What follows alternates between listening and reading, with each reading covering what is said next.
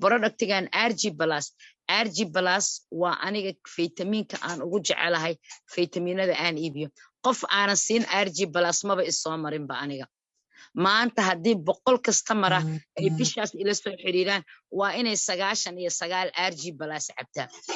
RG plus muxuu yahay RG plus qofka bini'aadanka wuxuu siiyaa horta iron aad u fara badan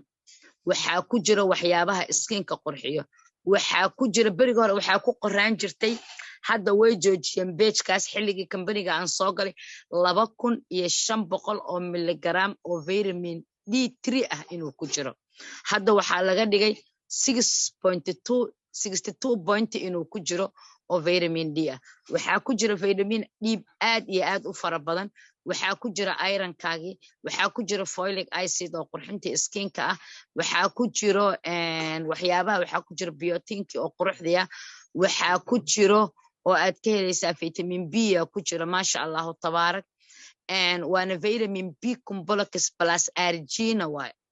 waa vitamin aad iyo aad u fiican xaqiiqadii dada waxay dhahan waa qaali isnad qaali lacagtiisa ha fiirin wax galmihiisa fiirin waxaa 30 xaba ayaa ku jirto 30kaas xaba hal xaba ayaa la isticmaalaa haddii aad qof daalan tahay energy-gu ku yar yahay iron-keeda oo aad u dhacsan yahay inaad isticmaasho ayaan kugu advice gareynaya aniga gabdhaha company-ga aan ku soo daray gabaraan RG isticmaalin waa yar tahay qof Soomaaliya jooga ani ma sheegin qof qurbaha joogo oo aan adeega koobaad ugu darin RG plus ma jiro sababtoo ah RG plus wuxuu u fiican yahay dadka dhiigkarka qabo xididada wareejiyo nadiifiya wuxuu u fiican yahay dadka sokorta qabo wuxuu kileen gareynayaa xididadooda oo dhan ayuu kileen gareynayaa dadka cholesterol-ka qabo sababtoo ah marka ay cholesterol-ka qabto ama ay dhiigkarka qabto dhiigooda marka uu wareegayo xinjirada sometimes si fiican uma bamgareysmaan waa haddii uusan bamgareysmaynin qofkaas waxaa dhici karta inuu ama stroke ku dhaco ama xanuunyada qaar uu ku dhaco oo xinjir ay ku istaagto marka qofkii RG plus markay isticmaasho circulation-ka dhiigeeda si fiican u shaqeynaya nin dhakhtar oo ka hadlaya jiro wuxuu leeyahay aniga family-giisoo xanuunsanayo ka sheekayna